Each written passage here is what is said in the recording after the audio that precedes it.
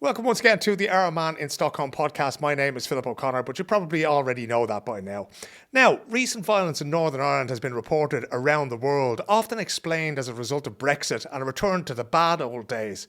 But the truth is a lot more complex than that.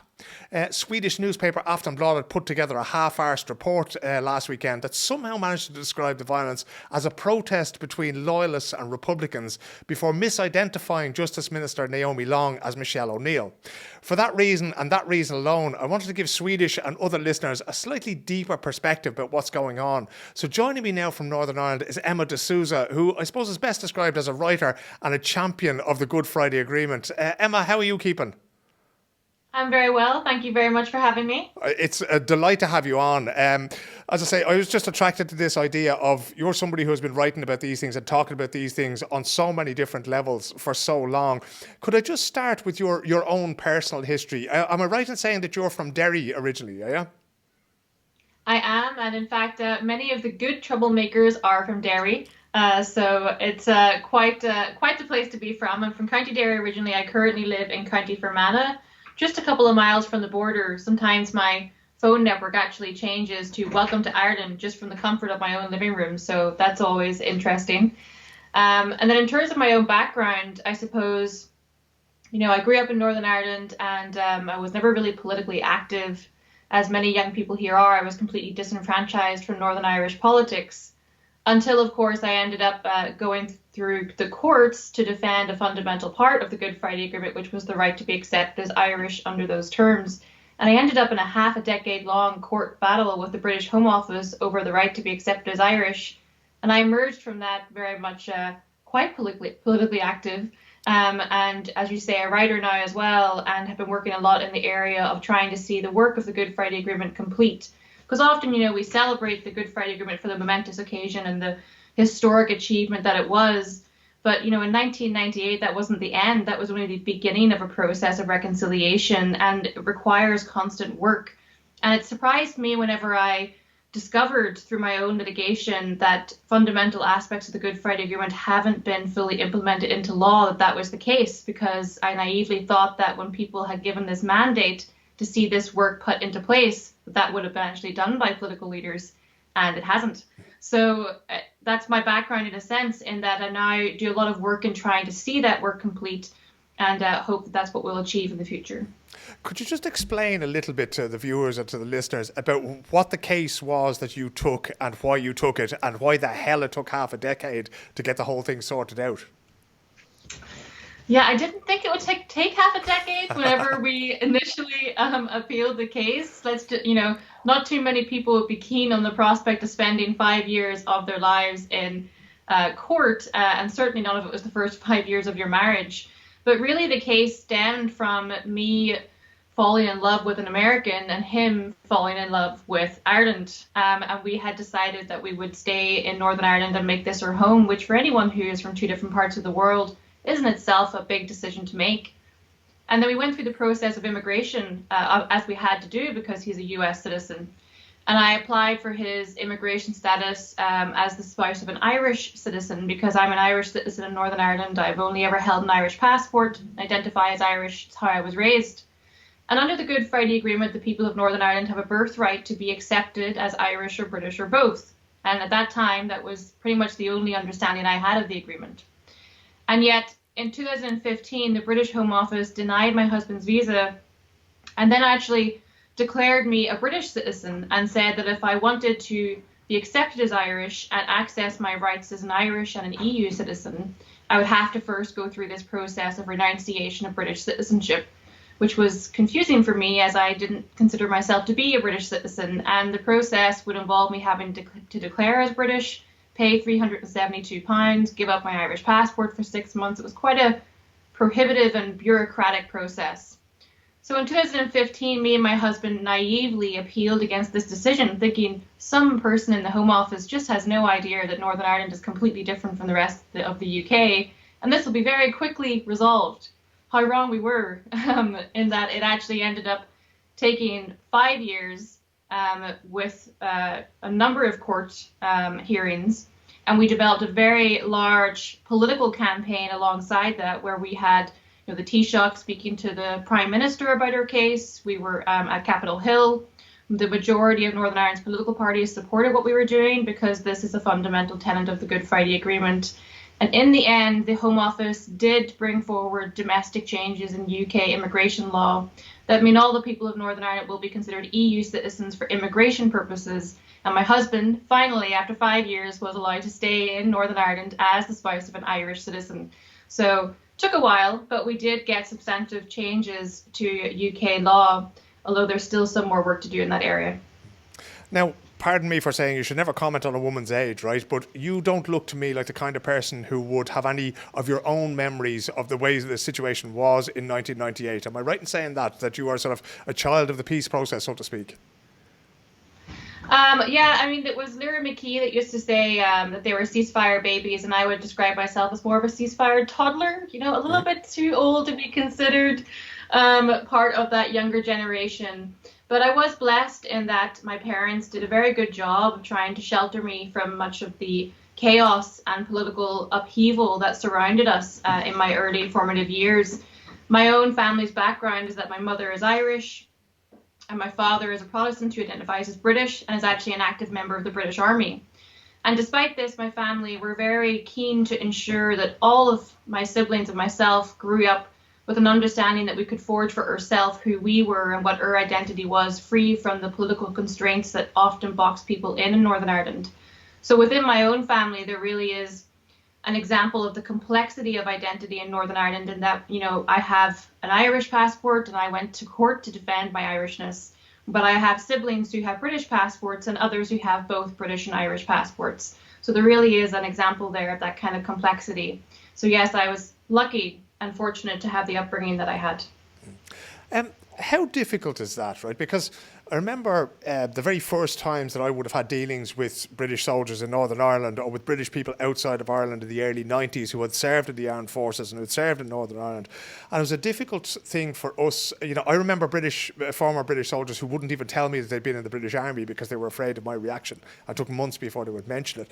You're talking about somebody that, that raised you and that you sat around the dinner table with. What's the dynamic of that like in having these two traditions in the same family? Yeah, I mean, within my own family, the dynamic was just the same as any other family. It was, I'm in my 30s and I still had to quite recently say to my mum and dad, so politically, where do you stand? Because I didn't even know their politics. And that's an example of just how good a job they did at ensuring that the politics of Northern Ireland did not come into our family home. So honestly, it was just like any other family. There was no problems there in terms of my dad's serving in the armed forces, and for a period of time we didn't even live in Northern Ireland, so whenever he was abroad. So yeah, it was just like any other family. You wouldn't even think we were in Northern Ireland. This is why I asked you to come on this particular podcast, is to help me to understand and to help the listeners to understand what has been going on there lately, right? And now I'm going to give you my erroneous hot take, and I want you to take it apart from me. So it's been reported around the world that what has been happening in the north over the last few days. Now, it hasn't been for the last night or two, but the rioting that has occurred in traditionally loyalist areas, that this is as a result of Brexit. This is a result of the border in the Irish Sea. That's what brought these things about. Now, that's a very simplistic reading of it and the way the world is understanding of it. But you have a different view. You see it as a much more complex issue than that. Could you explain to me how this rioting came about, in your opinion, and what's behind it?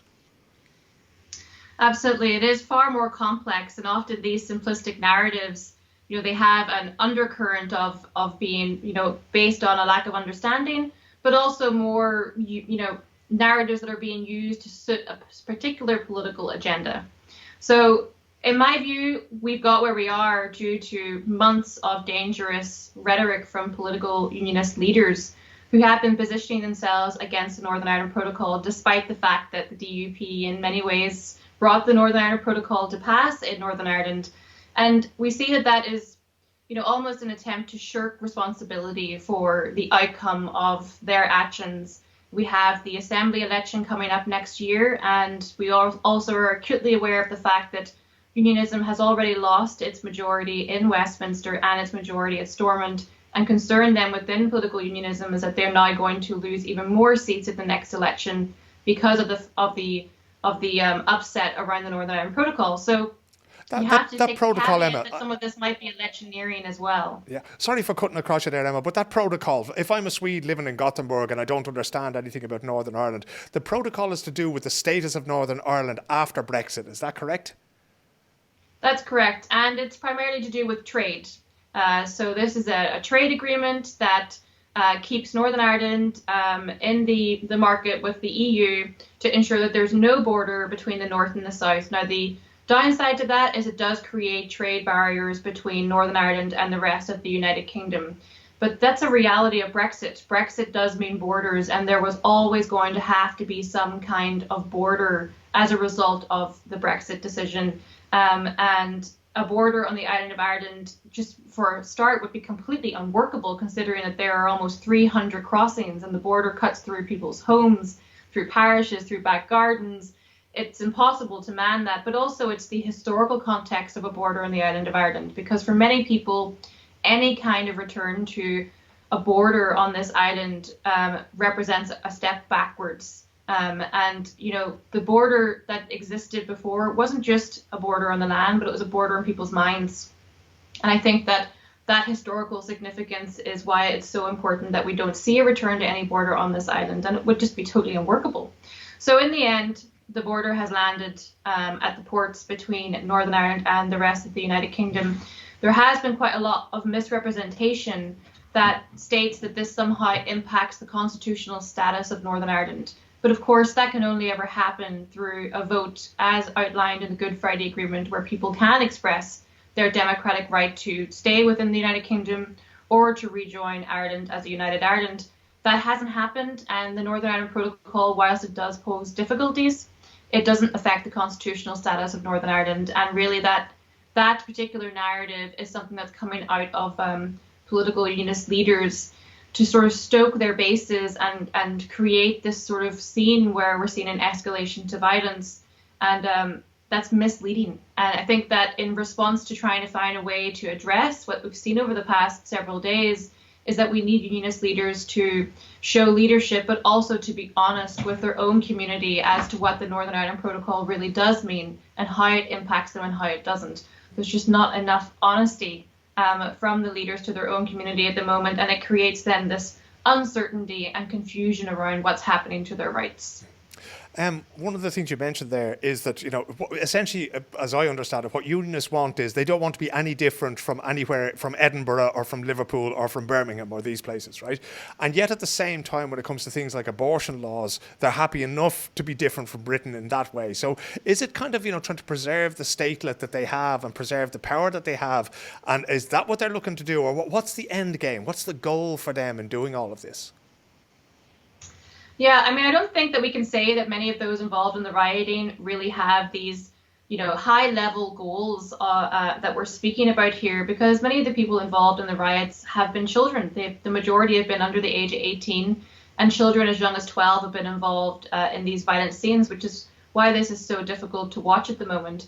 But what's really happening is that children are really being used as political fodder to suit a political agenda. And when we think about those high-level concerns as to whether this is to sort of maintain some kind of grip or power. Certainly, unionism, you could say, is in free fall in terms of it hasn't really adapted to the fact that it has lost a majority. And so that's what we're seeing now, is this attempt to try and hold on to any kind of power that they can, especially in light of concern that they may lose these extra seats next year and they could end up for the first time with a nationalist first minister in Northern Ireland. So there is a degree of that. But you're right to highlight the fact that, of course, it's almost like cherry picking. You know, it has to be the same as the rest of the UK when it suits the DUP, say, for example. But we can't possibly have the same rights when it comes to a lot of the rights-based equality provisions in terms of access to abortion, or same-sex marriage was also equally just as contentious in Northern Ireland, even though it was in the rest of the United Kingdom. So it is difficult politically to have to deal with that constant manipulation and cherry picking of rights and that narrative that we must be the same as the rest of the UK, but we can't possibly be that way when it comes to things like equality and rights provisions.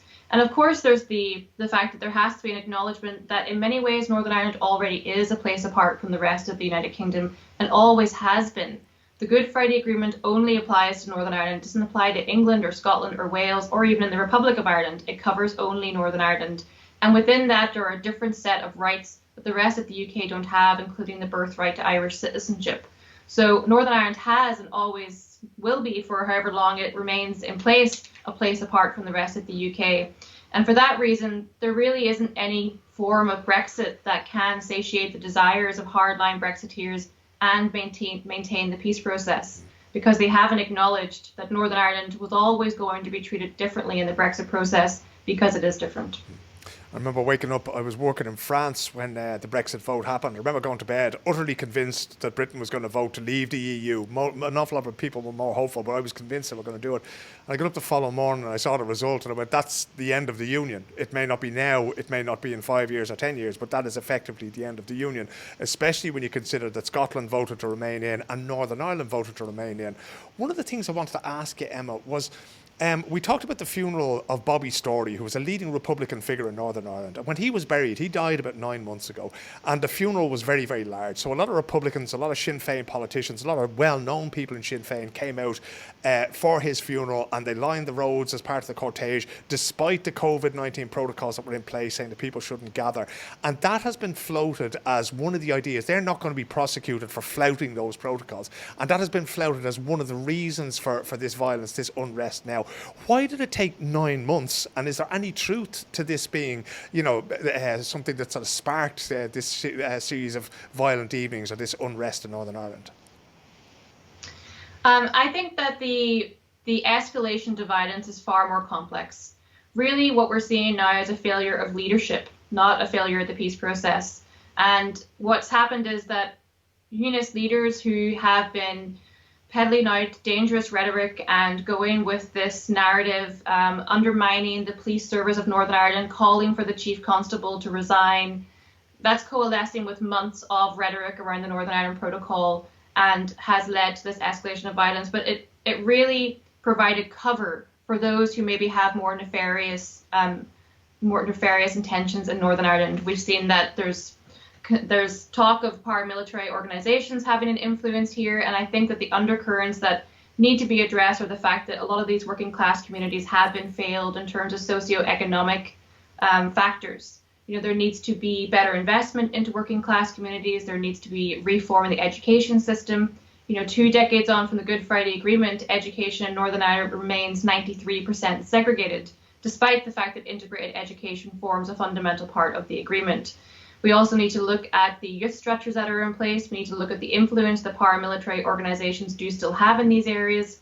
These all come together and combine as to why we have people out in the streets in these violent scenes. And the narrative that it's based around Sinn Féin or it's based around the Northern Ireland Protocol is a very simplistic political narrative that's actually there to suit a political agenda and not representative of the complex factors that have led to these children out on these streets. It's also worth having a little bit of perspective, I suppose, because as you say, a lot of the reporting, especially internationally, has been that we're going back to the dark old days and this is a return to 1972 or 1985. I know certainly we had American family members contacting us to ask if we were okay, and us sitting out here having a cup of coffee in the sunshine in County Fermanagh, without any trouble. So there has to be perspective in that, yes, this is horrendous what's happening, and it needs to be urgently addressed before more violence occurs and before someone loses their life. So it's really serious and needs to be worked out. And that's going to require Unionist leaders going into these communities and addressing their concerns in a legitimate way. But there also has to be recognition of the progress over the past 2 decades and the gains of the peace process. The majority of people in Northern Ireland no longer identify as Unionist or nationalist. And we've seen, of course, that the electorate has been changing in how they're voting into Stormont as well. Northern Ireland voted to remain, not leave as part of the Brexit process, and conversations are shifting more and more to the possibility of reunification. We saw last week that after that bus was hijacked, there were bus drivers protesting at Belfast City Hall. And I thought that their statement was really powerful, and that they said, enough is enough, we are not going back to the dark days. And that was a sentiment that echoed across Northern Ireland, because the majority of people here have already embedded the meaning of true reconciliation. And that's what we're on the path to at the moment, is peace and reconciliation. And there's always going to be challenges in peace building, but really it's how you respond to those challenges that matters. So in that regard, I think it's important to remember the gains of the peace process and that this is not a return to the dark days. The point is often made that in the wake of the Good Friday Agreement, what we have is not truly peace, but just an absence of violence. And yet, as you mentioned there, things are changing electorally. People are not voting for the fringe parties anymore. They're voting towards the middle. They're voting like anybody would in any other country in the world. How do you perceive the progress of peace? I know there's a Gaelic football club started up now in East Belfast. I'd love to have them over here to Stockholm at some point. How are the communities now closer together? Is it more prevalent in certain parts of Northern Ireland than other parts? What does it look like day to day on the ground in Derry and in Fermanagh and in Antrim? I mean, it just looks like anywhere else. But as you say, reconciliation and peace is not meant to be just the absence of violence, and it isn't. It requires constant work. You're right to highlight the East Belfast GAA Club. They're fantastic. But also we see East Belfast schools electing to become integrated. We see Ballymena schools that were traditionally Protestant now leading towards integrated as well. So there are these signs and signals of progress all across Northern Ireland if you only look for them. And I think as well as that, it's the increase in people opting to take on their Irish citizenship is another example. We now have over 830,000 people in Northern Ireland holding Irish passports. And also the fact that when we look at surveys such as the National Life and Times survey, we do see a move away from traditional binary labels. And I think that in itself is also a progress that we're marking in Northern Ireland in terms of people are moving away from the binary labels that existed before. And that is a positive in the peace process and a natural progression in peace building. It often comes up, this idea of a border poll, this idea of, the people of Northern Ireland, their right to self-determination. They can vote. If the situation comes up, they can decide that they want to vote on whether or not they want to remain part of the Union with Great Britain or if they want to become part of a united Ireland. Is that kind of talk damaging right now? Is that adding fuel to the flames? Or is it just a natural thing that, nationalists are people who want to be part of the Republic of Ireland? Is that just a natural conversation that they're going to have? Or is it something we're better off to park for another 5 or 10 years, do you think? I mean, you can't really stop a conversation. And I know that some parts are keen to move away from the growing conversation around the possibility of reunification. But, political offices cannot stop people from having conversations that are happening and need to be acknowledged. I think that it is a natural progression. And I think part of that is the fact that people voted to remain in Northern Ireland. I'm not sure if you can hear, my dog is having a dream and he's making crazy sounds. So I'm going to apologize if you hear him coming into the background. Dogs are always welcome on this podcast. He's more than welcome. But yeah, so it's a natural progression to have this conversation because the people of Northern Ireland voted 56% to remain. And yet we now have this hard version of Brexit that's happening. And as well as that, during the Brexit process, the voices of the people of Northern Ireland were all but absent. We had the DUP in a position of power, but they didn't represent the interests of Northern Ireland. Rather, they represented the interests of their own party and their own voters, which is not representative of the majority of Northern Ireland. So we really weren't listened to. And I think that is what created more conversations around, well, what are the other options for us? We are unique in that we do have this right to self-determination. And I think that the process through Brexit has made people reconsider what that might mean, because we look to the south and we see no longer such a hard conservative state that was a concern to many unionists for a long time. Instead, Ireland itself has made progressive leaps in becoming a much more liberal and progressive rights-based society over the past decade. And people in the north see that, and then they look at the outdated, archaic policies and the lack of rights-based policies in Northern Ireland, and they go, well, here, it might be nice to be somewhere where they actually have these rights and it's not so contentious. So I think that's a factor. And as well as that, it's an economic factor. Will it be economically more viable to be part of United Ireland and to be part of the EU again, instead of this half in, half out Brexit that could end in 4 years whenever the Stormont Assembly votes on whether to continue with the Northern Ireland Protocol or not, which then creates more uncertainty.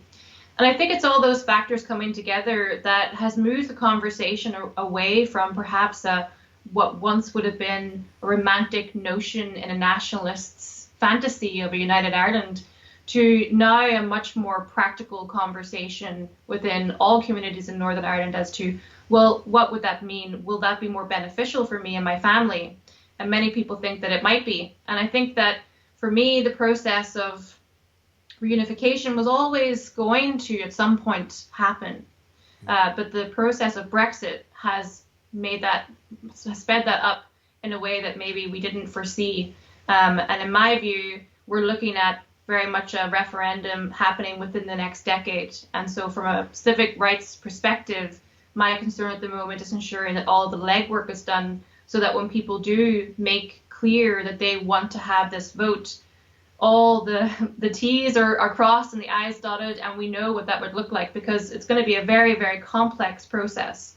Scotland took 2 years to develop their outline of what it would look like in terms of an independent Scotland. But I think in the case of Ireland, it would take a lot longer to work out what this would mean, because you have the historical context and you have to work out the more boring and less exciting. We're all talking about cultural changes, or will there be a different flag, and what about the national anthem, and that's great crack, but like the normal stuff has to be worked out, and it's really complex and really boring. Like, what about pensions, what about health service, education, police forces? All this stuff needs to be ironed out, much in the same way as the Good Friday Agreement, because the Good Friday Agreement was actually sent out to every single household on the island of Ireland so that people were informed and knew what they were voting for. What I don't want to see happen within the next decade is a vote being called on the possibility of constitutional change and people not knowing what they're voting for, like what happened with Brexit. So I think that it's inevitable at this point, but we need to prepare for that possibility, and that's going to require a lot of work. One of the things I wanted to ask you, Emma, do you think that people in the South, in the Republic of Ireland, actually understand what this entails, right? Because you mentioned there about the flag and the anthem, right? And I wrote on Twitter there recently, I don't give a shit what flag or what anthem you have, as long as people in the whole island of Ireland are treated equally. And do you think that they have any sense of understanding of what kind of change is necessary, what the debate is going to be like? We're talking about flags and anthems, but people in the North are talking about the NHS. And what do people who identify that you know as British in Northern Ireland, how do they see this? Do they think that they can live as British in a united Ireland, or will we have a situation where many of them might just simply choose to leave? I really hope that people don't choose to leave. And I was disappointed to hear the First Minister mention in a recent article that she still holds the view that in the event of a united Ireland, she would actually leave her family home, which is it's heartbreaking to think that people hold that view, because in reality there are thousands upon thousands of British citizens who currently live in the Republic of Ireland who are British in Ireland, and that is their home. And what the possibility of creating a new Ireland would mean is actually ingraining much more British culture into Irish society. It would make Ireland more British in that there would have to be representation for those from a Unionist background, and we would have to look at, well, what can we do to ensure that this culture is respected in terms of a new Ireland? I personally find it to be very exciting, because how many people get to have any kind of say over such substantial constitutional change, and in conversations around, well, what can we do to create a better education system? What can we do to have better cultural symbols? Not too many people get to have those conversations around changing their flag or looking at reform and policing in a meaningful way. It would be great to see citizens' assemblies set up in order to start getting some feedback from citizens as to what they would like to see changed.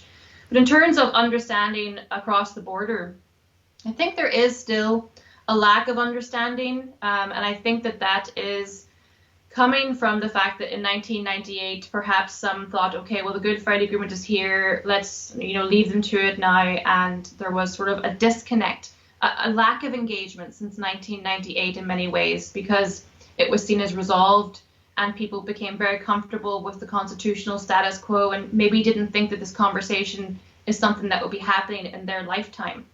There's also, of course, a lack of understanding in terms of recognizing the transition that's already happened in Northern Ireland. We'll often see commentators in the South painting Northern Ireland as a place still at odds with itself, and they'll be using the scenes over the past several days to continue that narrative as a means to try and stifle conversations around constitutional change. But in reality, this idea of Northern Ireland being only Unionists and nationalists and Northern Ireland having not progressed isn't actually representative of Northern Ireland today, but more representative of a lack of understanding and lack of engagement. So I think that there needs to be barriers broken down in terms of in Northern Ireland, but also across this island. And the conversations around constitutional change are an opportunity to do that in terms of bringing people together to have those conversations around, well, what would a future look like if we're all going to be in this space together? So I'm hoping that it's going to be a very cathartic process. And I think that in many ways it can be, because there's historical traumas that need to be addressed, not just in Northern Ireland, but across this island. And that's what reunification can represent in a way, as a means to try and process the historical traumas that this whole island has suffered and find a way forward that is more representative of the diverse society that exists across this island now. I'm not going to ask you to look into your crystal ball, because it's like asking you how long is a piece of string, right? But if this process is to happen, we've seen that there are certain people in the north who are still capable of violence on both sides. Do you expect a reunification to be met with a certain amount of violence? Do you think that this is something that we can do, and that we can do it peacefully, and that we can do it with respect for both the traditions? I mean, the Good Friday Agreement in the end was done peacefully. So I think that there is a way to make this happen without there having to be some of the scenes that we've been seeing recently. And the way to do that is going to be through outreach and honesty with communities. We really need to see our politics transformed, and for our politics to be more representative of the views of society. And hopefully that might happen at the Assembly election next year when people cast their vote. I will be out campaigning to no end for people to get on the electoral register and make their vote count, because this is a historical Assembly election that will have a massive impact in terms of on Northern Irish politics. So really, I don't want to feed into the idea that there can be violence and if there's going to be a referendum on Irish unity. I like to believe that as a society we have progressed to a point where violence is not the answer and not the means that people will use. And we've seen even some of the loyalist groups coming out over the past several days stating that they want to see an end to the violence that's happening, and that they have to find answers through political means only. So I'm hopeful, because I'm an eternal optimist, that the democratic wishes of the people of Ireland, whatever they will be respected, because it's a democratic society, and that's the only outcome that is possible. So fingers crossed, it'll all be grand. Emma, that was brilliant. Thank you so much indeed for talking to me. Thank you so much. It was a pleasure.